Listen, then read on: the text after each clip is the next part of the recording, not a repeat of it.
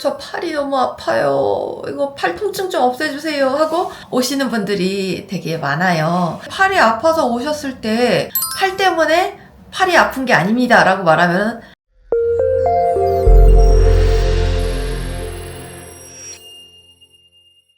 자세 변화를 자주 유도하면서 오늘은 제가 안경이 없어요. 수리를 맡겼거든요. 어색하긴 한데 이대로 촬영을 한번 해보겠습니다. 오늘은 팔이 아플 때에 대한 얘기를 해보려고 하는데요. 팔이 아플 때 팔 때문에 아픈 경우도 물론 있겠지만 어르신들이나 30, 40대 이상의 분들이 저 팔이 너무 아파요. 이거 팔 통증 좀 없애주세요 하고 오시는 분들이 되게 많아요. 팔이 아파서 오셨을 때 팔 때문에 팔이 아픈 게 아닙니다 라고 말하면 아니 의사 양반 그게 무슨 소리요 이렇게 얘기할 수 있지만 실제로 팔이 아플 때 팔이 문제인 경우는 굉장히 드뭅니다.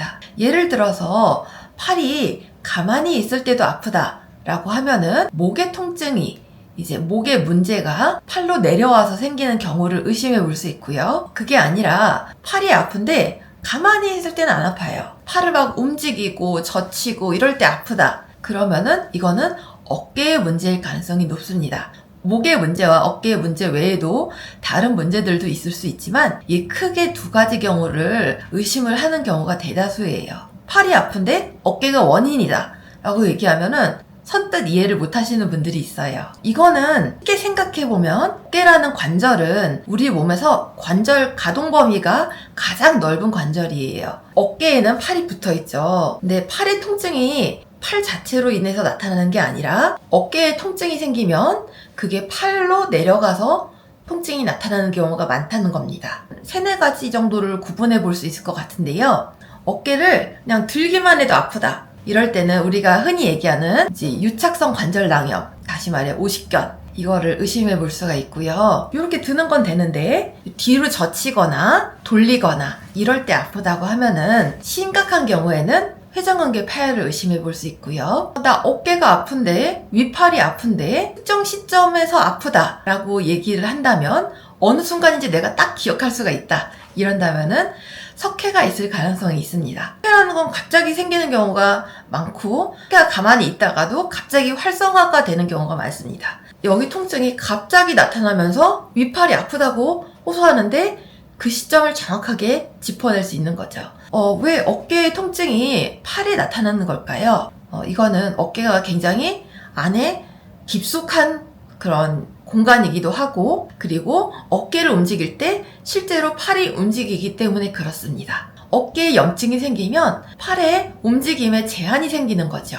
어깨를 움직이면 팔이 움직이고 당연히 어깨에 염증이 있거나 통증이 있거나 이러면은 팔로 나타날 수밖에 없어요. 그러면은 이렇게 얘기하는 경우도 있겠죠. 선생님 어깨 질환이라고 하셨는데 어깨는 안 아픈데 팔만 아픈데도 이거 어깨 질환인가요? 이렇게 묻는 경우가 있을 수 있어요. 그럴 때도 어깨 질환일 가능성이 있습니다. 어깨라는 관절은 굉장히 크고 깊고 넓거든요. 우리가 피부에 있는 상처 이런 거랑은 다르게 어깨 관절 깊숙한 곳에 염증이 있을 경우에는 어깨를 움직이는 거 자체는 잘 모르겠지만 이게 팔을 움직이거나 아니면 팔 쪽에 내려오는 통증이 생겼을 때 그게 어깨 문제일 가능성이 있어요.